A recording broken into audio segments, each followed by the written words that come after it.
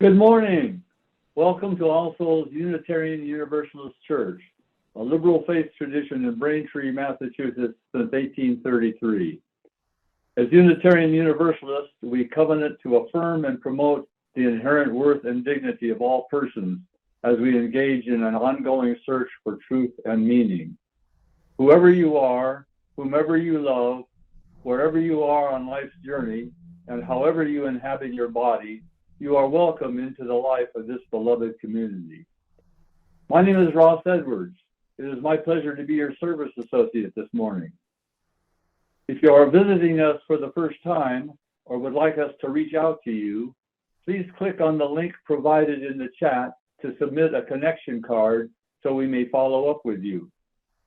Everyone will remain muted during the service except during the sharing of joys and concerns. Our services are recorded, except for our shared joys and concerns, and posted on our YouTube channel weekly. If you would like to activate Zoom's closed caption feature during the service, click the CC icon at the bottom of your screen and select Live Transcript. After the service, everyone is invited to stay online to attend our virtual coffee hour. Our service this morning will be conducted by our minister, the Reverend Beau. Our chalice words this morning are by Eric Heller Wagner. We come together to renew our faith in the holiness, goodness, and beauty of life, to reaffirm the way of the open mind and the full heart, to rekindle the flame of memory and hope, to reclaim the vision of an earth more fair with all her people one.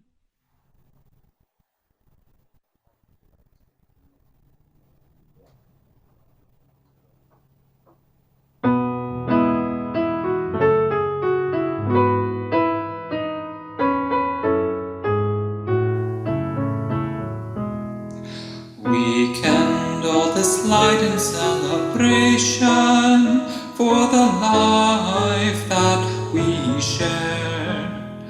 We kindle this light in celebration for the life that we share.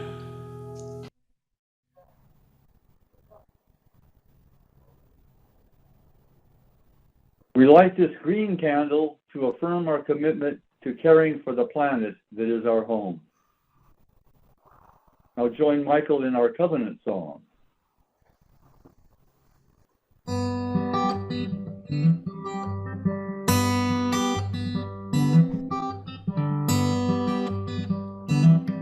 We covenant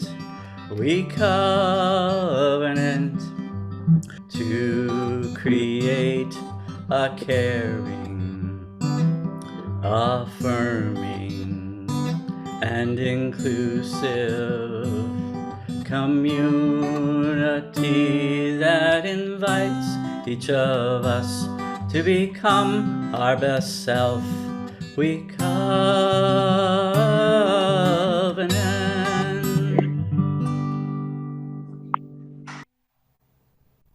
Good morning, everyone. Today, as we celebrate the life and legacy of Martin Luther King Jr., we recommit ourselves to the work of social justice and reflect on our denomination's efforts to create a world more fair. Our opening words are by David White from Songs from Coming Home. That day I saw beneath dark clouds the light passing over the water, and I heard the voice of the world speak out. I knew then, as I had before, life is no passing memory of what has been, nor the remaining pages of a great book waiting to be read. It is the opening of eyes long closed. It is the vision of far-off things seen for the silence they hold. It is the heart, after years of secret conversing, speaking out loud in the clear air. It is Moses in the desert, fallen to his knees before the lit bush. It is the man throwing away his shoes as if to enter heaven, and finding himself astonished, opened at last, fallen in love with the ground.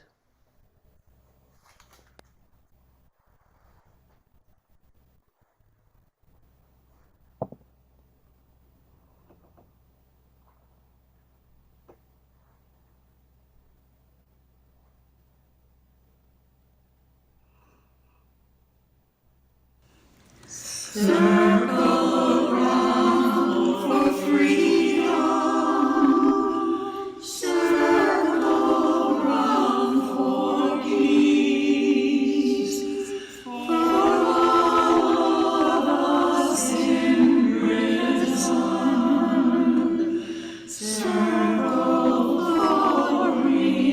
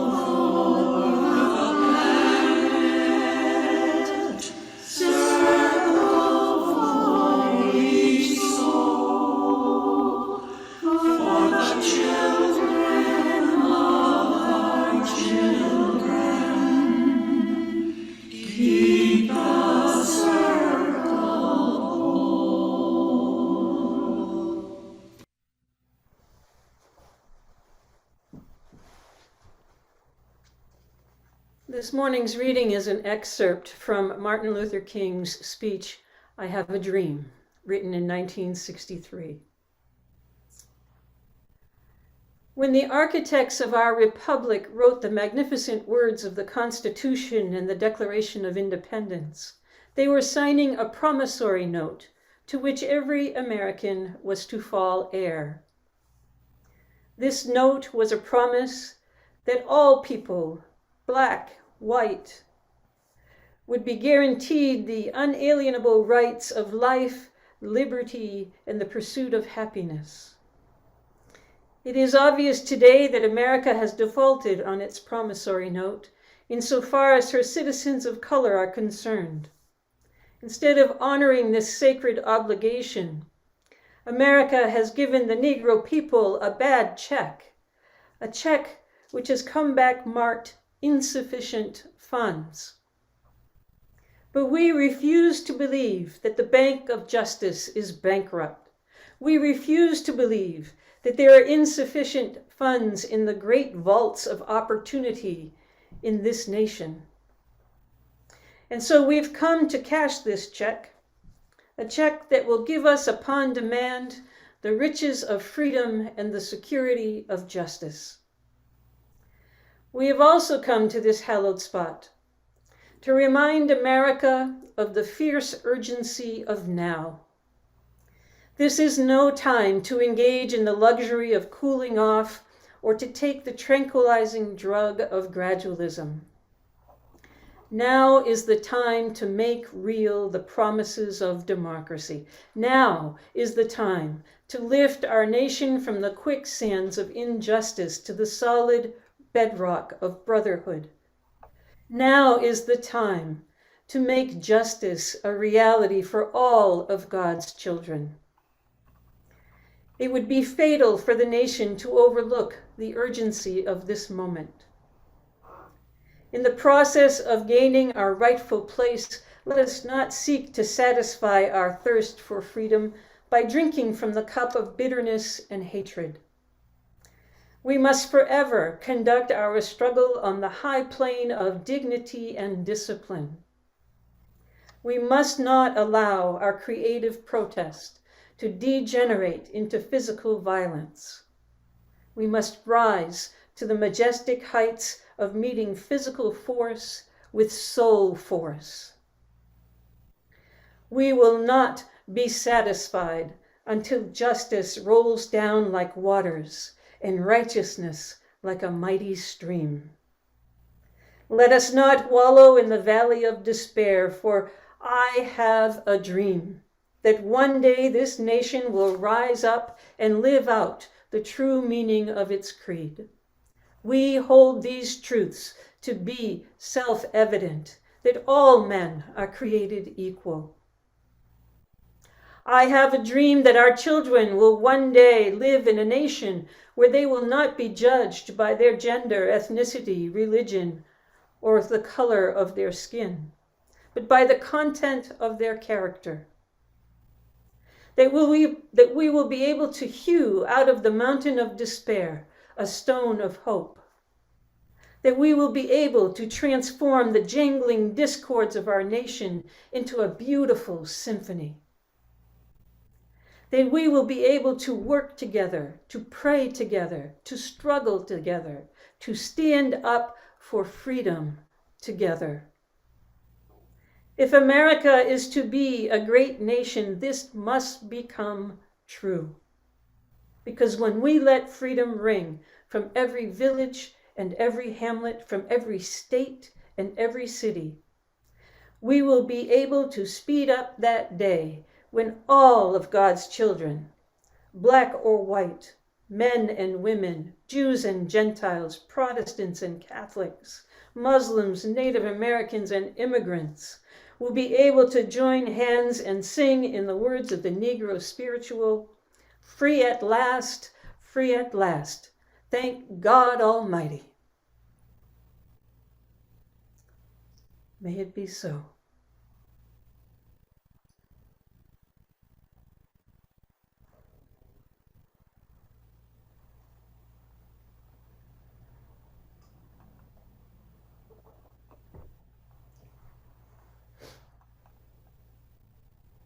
We who believe in freedom cannot rest.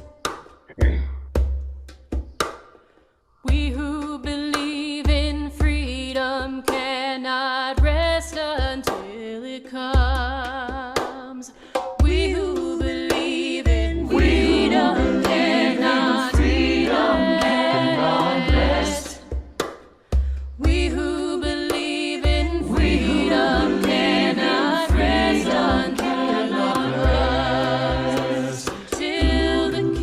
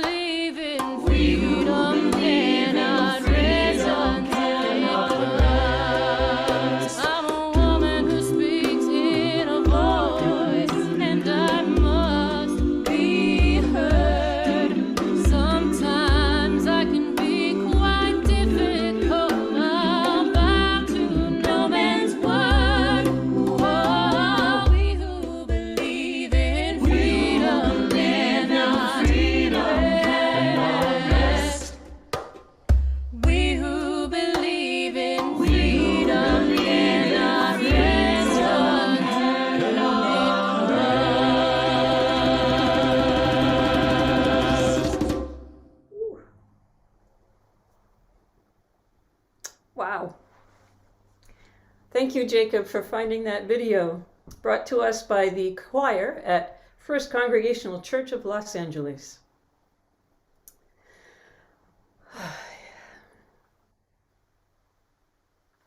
Each week we take time to share our important joys and concerns, so all of us might help carry the burden and join in the celebration. If you wish to share an important sorrow or joy from your heart, I invite you to unmute your mic, tell us your name, and briefly share. Or you may enter it in the chat, and it will be read aloud for you. We begin our time of sharing by lighting a candle of joy.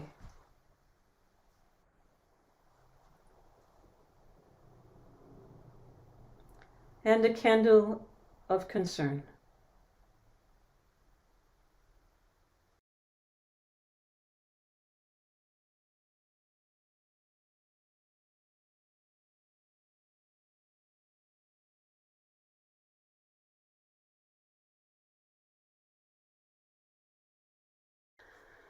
And one last gem for all that remains unspoken in our hearts. Let us take a moment of silent meditation.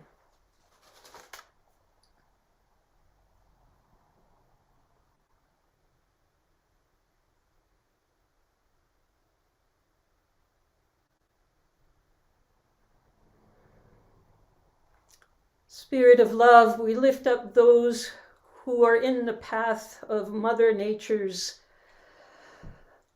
powerful weather. Keep our loved ones safe. And Spirit of life, we give thanks for connections with friends from afar in the form of clothing, the celebration of birthdays for puppies and people, and the tender anniversaries of loved ones who have passed. And for all the organ donors out there who save lives. May we be a blessing to those in need of our love and care. Our meditation is by Susan Milner. Great mystery, we are grateful for the companionship of hearts and minds seeking to speak the truth in love. We are grateful for our heritage, for the many who came before us, whose prophetic words and deeds make possible our dreams and our insight. We are grateful for the gift of life itself, mindful that to respect life means both to celebrate what it is and to insist on what it can become. May we always rejoice in life and work to cultivate a sense of its giftedness, but may we also heed the call to transformation and growth. May we find in ourselves the strength to face our adversities, the integrity to name them, and the vision to overcome them. May it be so.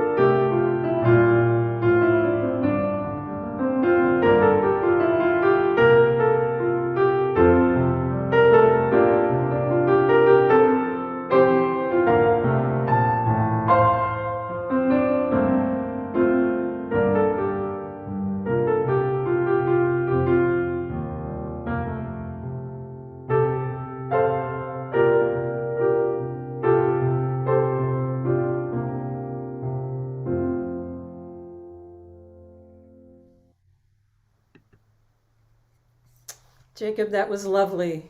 Thank you. So our next reading has a few slides that goes with it. And it's all about inequality, equality, equity, and liberation. There's a popular illustration on social media that demonstrates the difference between these four examples. If you could screen share the first one, Alicia, thank you. In the first frame, the scene is of an adult, a 10-year-old, and a preschooler trying to watch a baseball game from behind a wooden fence. The adult's head is just above the fence, the 10-year-old's head is just below it, and the toddler's head is near the bottom of the fence. This is a portrayal of inequality because only one person is tall enough to see over the fence. In the next frame, each person is standing on a wooden crate. The adult is standing waist high above the fence. The 10-year-old's head is just above the fence. And the preschooler's head is still well below the top of the fence. This is a portrayal of equality because each person received a crate.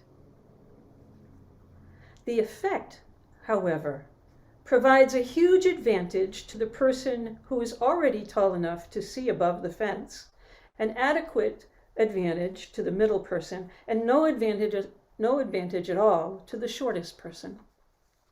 This is the desired effect of institutionalized racism, and it is also an illustration of the current distribution of wealth in our economy.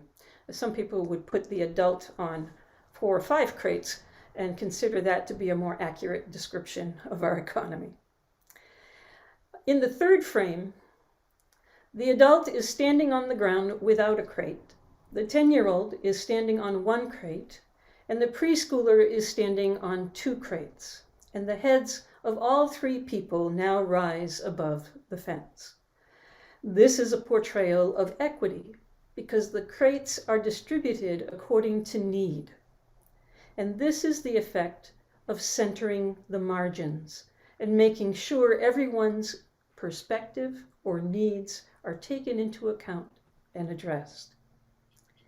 In the last frame, there is no fence, and all 3 people of differing heights can see the ball game without any assistance from a crate.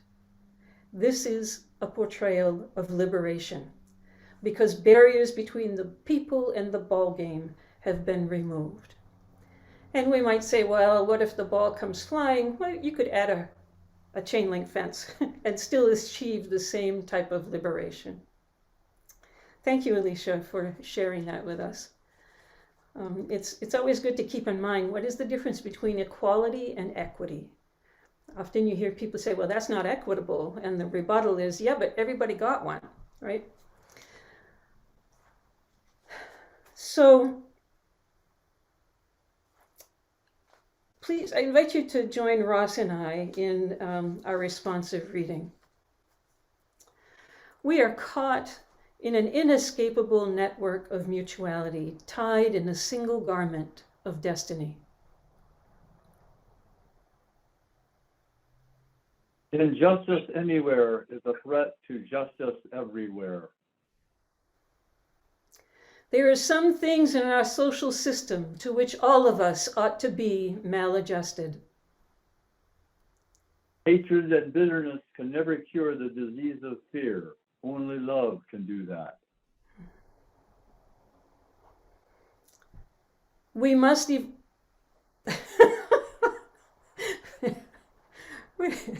we must evolve for all human conflict a method which rejects revenge, aggression, and retaliation.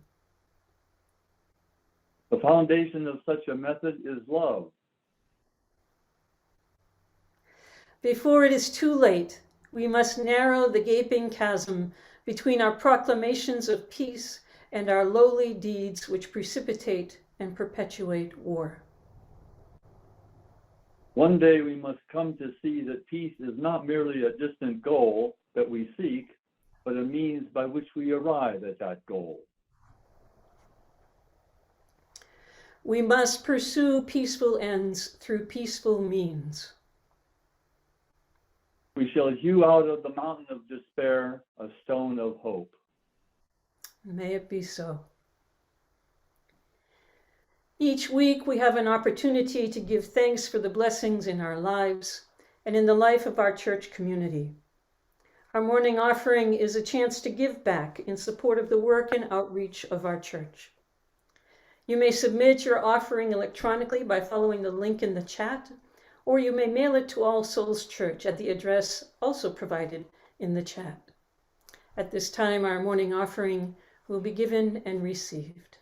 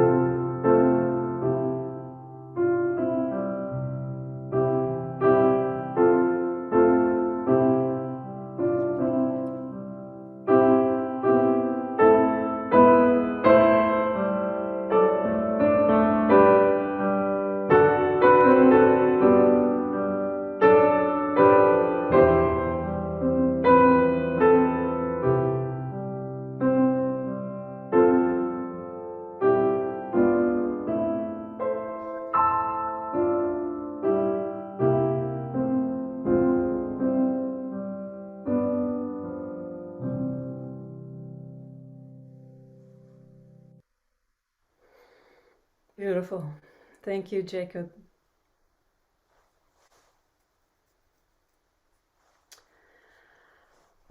I am a white supremacist. And unless someone is a person of color, we're all white supremacists. And if this makes us feel uncomfortable, we're experiencing what Robin DiAngelo calls white fragility in her book that bears the term as its title. White supremacy and white fragility are the currency of racism. They're like two sides of the same coin that function to preserve and perpetuate institutionalized racism. White supremacists are people who benefit from a moral, social, economic, and political system that privileges one group over another on the basis of sex, gender identity or expression, sexual orientation, race, ethnicity, religious preference, wealth, and physical ability. When these biases become the accepted norm, they're codified as good fit, or best practice, or corporate or agency policy, or municipal, state, or federal law, to create structures of oppression that operate within any given system or institution. When oppression is institutionalized, it's less apparent than the violent actions of individual extremists, and far more effective because of it. In fact, it is our lack of awareness that perpetuates oppression. In her book, The New Jim Crow, Michelle Alexander provides us with an example of institutionalized racism when she reveals how the war on drugs, instituted by the Reagan administration during the 1980s, targets people of color and relegates them to the margins of society. Illegal possession and distribution of marijuana has led to the arrest and imprisonment of an inordinate number of young Black males who receive harsher indictments and longer sentences than their white counterparts for the same crime. A felony charge of drug possession prevents parolees from obtaining gainful employment, a driver's license, and the right to vote. Mass incarceration on the basis of drug possession has become the new Jim Crow of our time and has led to the profitable rise of the private prison industrial complex. As a predominantly white liberal denomination, our discomfort with the term white supremacy indicates that we are becoming painfully aware of our complicity in the preservation of white culture. In her book, D'Angelo defines white fragility as an intolerable emotional state triggered by racial tension. In this fragile state, a variety of defense mechanisms may be used and come into play to reduce that tension. These coping mechanisms may include anger, fear, guilt, silence, denial, and escapism. D'Angelo notes in her book how these mechanisms serve to protect the status quo because they do not lead us to a greater self-awareness, to the acceptance of a reality that is other than our own, to a willingness to engage in a process of reconciliation, or the renewal of our commitment to live more consciously and act more justly. Self-awareness, acceptance, reconciliation, commitment, and action are the key components of restorative justice. Without them, there is no justice. When we celebrate Black History Month in February, our guest speaker, the Reverend Jessica James, will talk about how to practice restorative justice in our daily lives, in the life of our congregation, in our families. Becoming painfully aware of our complicity in the preservation of white culture is the gift of awareness brought to us by the Black Lives Matter movement. The movement coalesced in response to the acquittal of George Zimmerman in the shooting death of Trayvon Martin in 2013, and has grown in fervor and effect ever since. It was founded by 3 radical Black female organizers, Alicia Garza, Patrice Cullors, and Opal Tometi. Unlike the focus of the American Civil Rights Movement on legislation to bring an end to racial segregation and literacy tests for Black voters, the Black Lives Matter movement's focus is on dismantling the interlocking structures of oppression that include racism, sexism, heteronormativity, ableism, and elitism by centering the margins. This means appointing qualified people with marginalized identities to leadership positions and addressing the needs of people who have been relegated to the margins of society by white culture. Our denomination took this mandate very seriously in 2015 when it designated the Black Lives Matter movement as an action for immediate witness at General Assembly. In 2016, the UUA Board of Trustees approved a $5.3 million budget to fund the Black Lives Unitarian Universalist organization that had been formed, often referred to by its acronym BLUU, or BLUE. This is significant and relative to our denomination's history during the Civil Rights Movement, when the UUA defaulted on a $1 million grant to fund a Black caucus of Unitarian Universalists. The default was due in part to poor management of the denomination's funds and to a paternalistic condition that the UUA oversee how the funds were spent by the caucus.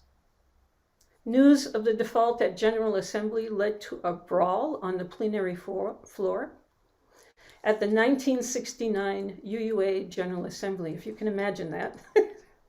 Any of us, ministers, board presidents, just blows my mind. And it's on film. So if you ever want to watch this, we could have a movie night. It's called the Black Empowerment Controversy. So let me know during coffee hour if you want to see that. And after the brawl, it was followed by a mass exodus of people of color from the assembly floor and from the denomination. And this is when we lost a lot of people. The allocation of $5.3 million to Blue in 2016 and the participation of congregations across the country in a wildly successful fundraising initiative called The Premise and the Promise are all part of the denomination's attempt to redeem the harm done to our Black siblings in 1969. Right relationship, however, is never just about money. In March of 2017, a white male minister was chosen for a regional lead position instead of an equally qualified Hispanic female religious educator who served on the UUA Board of Trustees. The explanation given was the male candidate was a better fit for the institution. The clergy Facebook page exploded with vitriol over the decision, and charges were levied against the UUA for upholding a culture of white supremacy. In response, our UUA president, Peter Morales, called for more humility and thoughtfulness, and less self-righteousness and hysteria from staff and clergy. This only made matters worse. And ultimately, the male candidate withdrew his acceptance of the regional lead position. And within 30 days, our UUA president, chief operating officer, director of congregational life, president of the Ministers Association, and our moderator resigned. In 30 days, the 5 leaders of our denomination resigned. All but one resigned because of the controversy. The other person was Jim Key, and he resigned because he was dying. The Board of Trustees stepped in, apologized to its constituents for the inadequate response of leadership to a hiring practice that systematically centers and advantages white people at the UUA, and vowed to redress the situation. The trustees then formed a special council and adopted the leadership philosophy of the Black Lives Matter movement. It centered the margins with the appointment of 3 interim co-presidents, 1 woman and 2 men, all persons of color. And Blue organized a white supremacy teach-in for over 680 UU congregations. That's 64% of our congregations. And had this to say: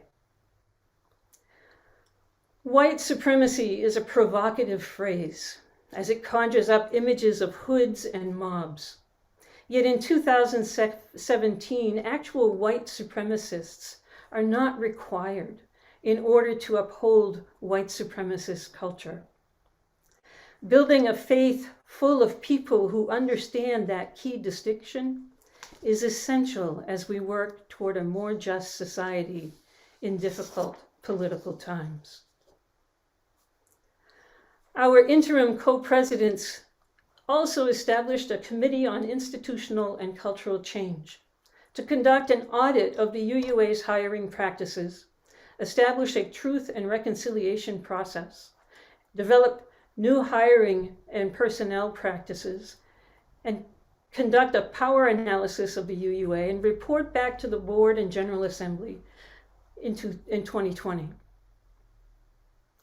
The Committee on Institutional and Cultural Change published its findings just prior to the outbreak of the pandemic in a book called Widening the Circle of Concern. Among their findings were the need to develop a theological mandate to address racism. And if you're wondering why we're considering an 8th principle, this is why. The 8th Principle Project has offered some phrasing. It's not in its final form, and it certainly hasn't been adopted yet.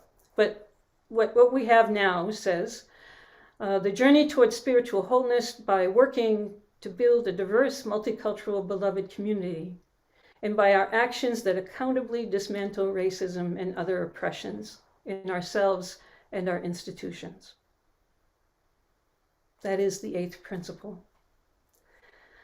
Another finding of the committee was to create structures and processes of accountability when harm is done, to provide models of repentance when we fail to live up to our principles, establish new definitions of competency that are multicultural, provide communities of support for people of color at the congregational, national, and regional levels, to center the experiences of Black, Indigenous, and people of color in our hiring practices, our credentialing process, our Sunday services, and our educational seminars, and to abandon dysfunctional cultural expressions of our theology and polity.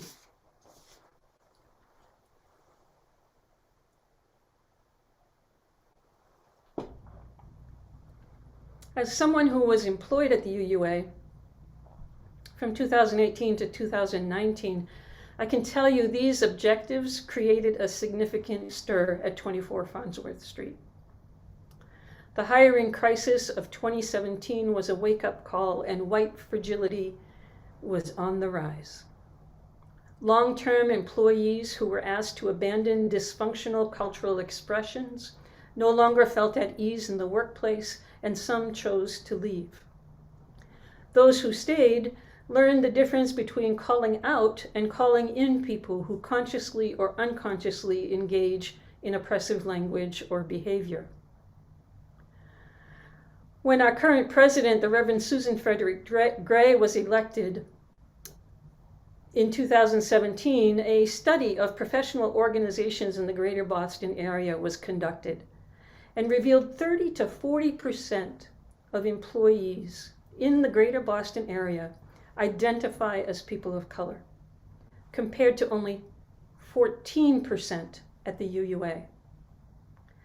By 2020, a new survey showed that 42% of UUA employees in leadership positions currently identify as people of color.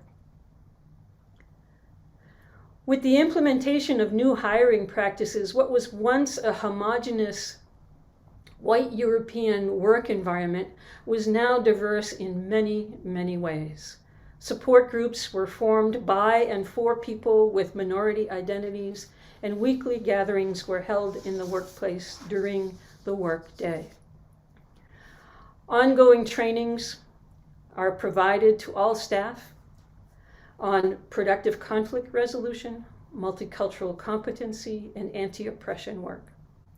Leadership staff with professional expense accounts were encouraged to hire a personal anti-oppression coach to help them process their unconscious biases and make peace with themselves and consciously choose to act differently.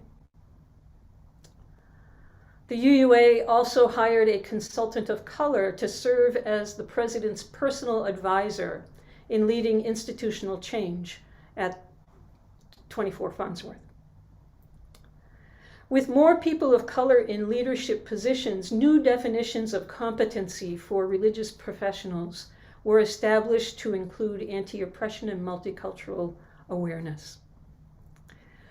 Reference to the vocation of ministry was changed from learned ministry, as if it was a one and done, to a learning ministry, which in effect means that a Unitarian Universalist minister is now expected to engage in continuing education throughout the span of their career, and that was never a requirement before.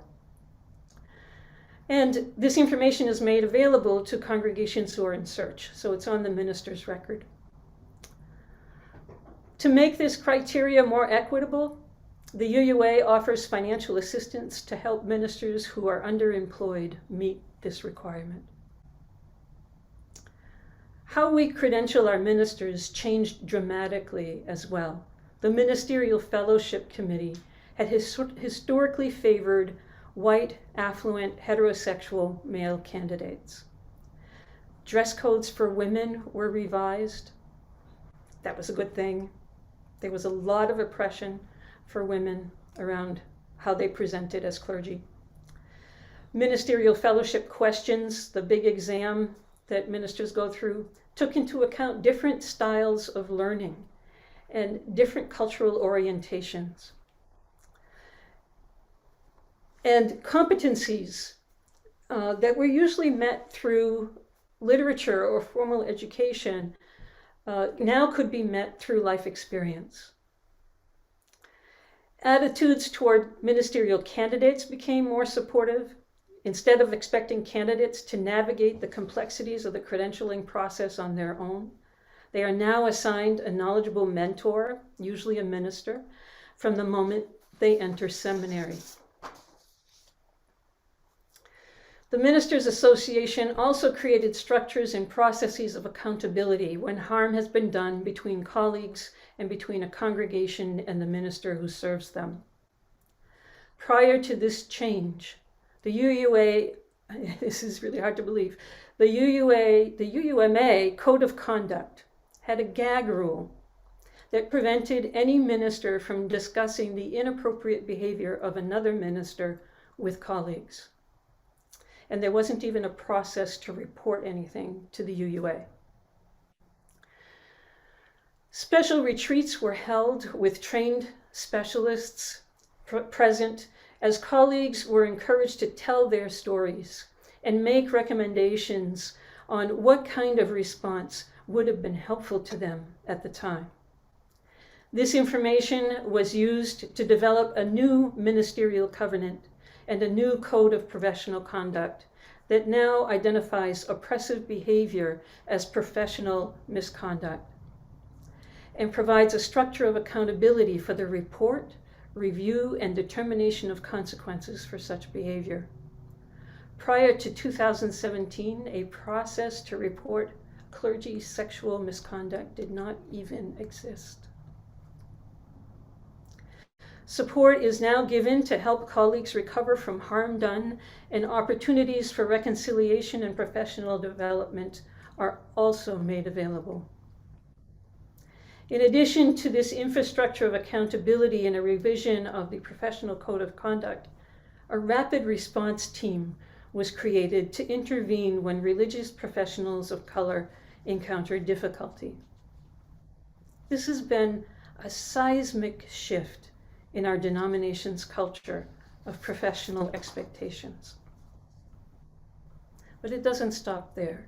If we're going to attract and support people of color to become Unitarian Universalist ministers, then we also have to look at how we do worship.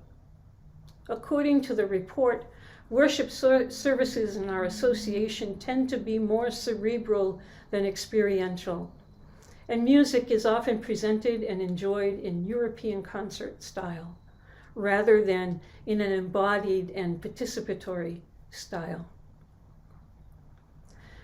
Worship services at the 2020 General Assembly showcased how to produce beautiful, powerful, multi-ethnic, embodied worship services. And seminars led by Black, Indigenous people of color helped raise our awareness of oppressive behavior and connect with the inner wisdom of our bodies. General Assembly 2021 taught us about the truth and reconciliation process of restorative justice.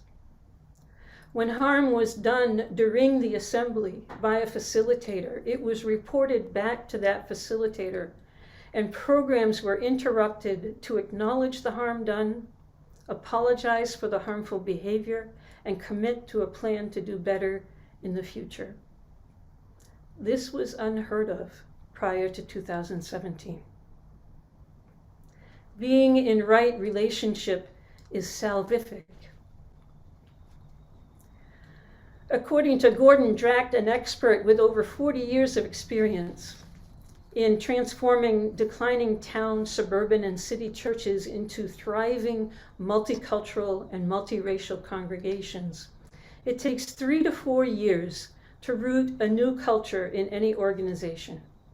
And by the 10th year, the new culture takes hold and begins to thrive. we are nearing the completion of our 3rd year.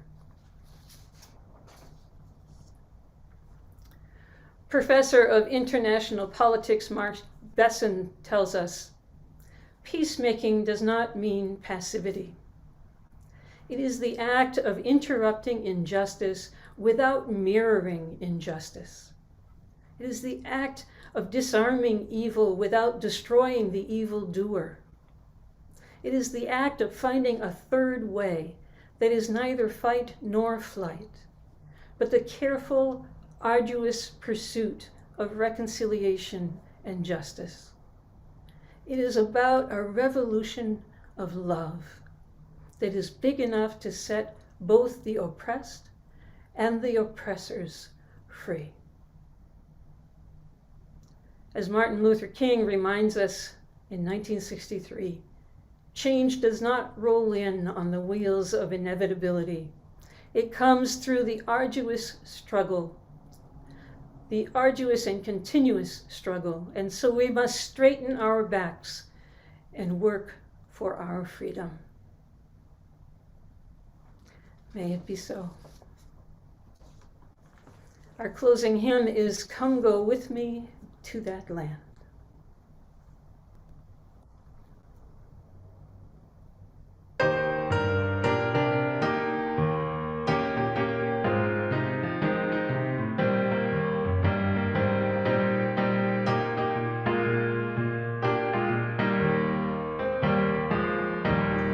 Come and go with me to that land. Come and go with me to that land. Come and go with me to that land where I'm bound, where I'm bound. Come and go with me to that land. Come and go with me to that land. Come and go with me to that land where I'm bound.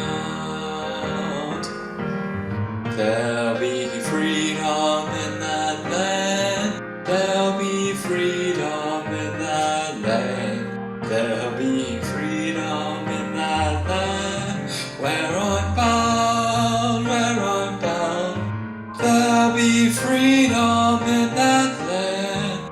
There'll be freedom in that land. There'll be freedom in that land where I'm bound. There'll be justice in that land. There'll be justice in that land. There'll be justice in that land where I'm bound, where I'm bound. There'll be justice in that land. There'll be justice in that land. There'll be justice in that land where I'm bound.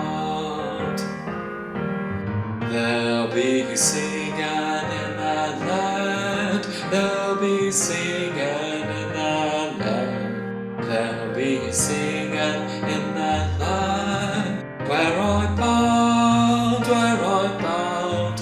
There'll be singing in that land. There'll be singing in that land. There'll be singing in that land where I'm bound.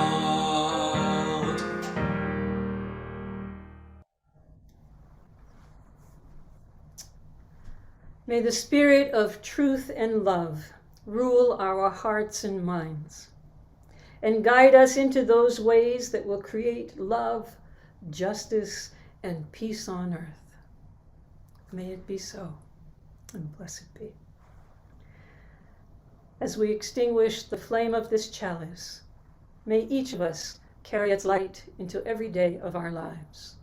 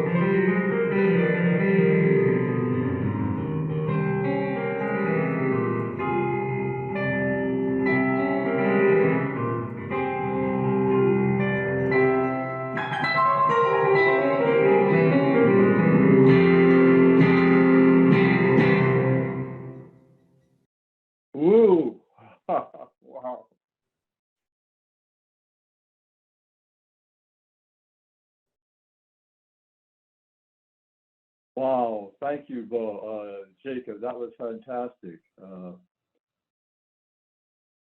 We'd like to give special thanks to our participants in this morning's service. Our Zoom host was Kelly Kingsman.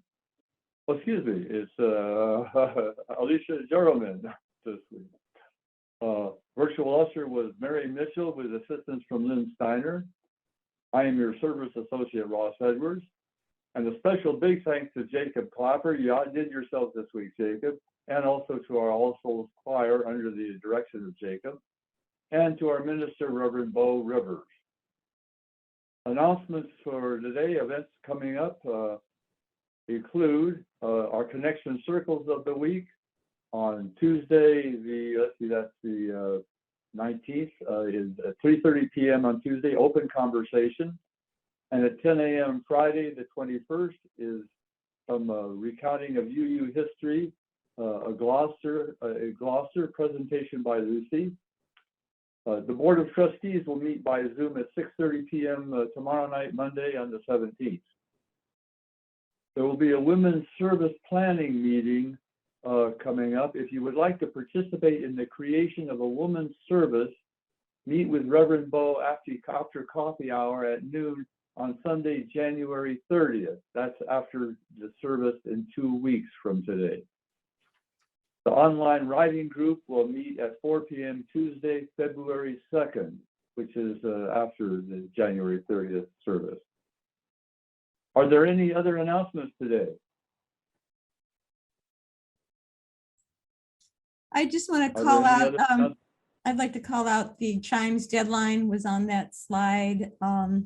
And there was another thing that we got skipped over. Oh, next week we're on a field trip.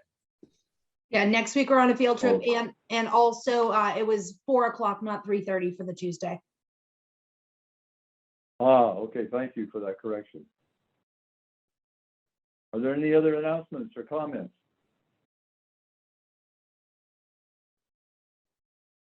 In that Where's case, the field trip?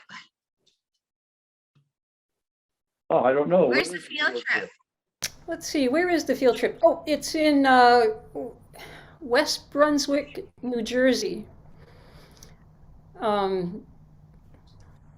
Reverend Karen Johnston will be preaching on how we are called to reproductive justice, or something related to reproductive. It's the anniversary of Roe v. Wade, so she'll be preaching on reproductive justice.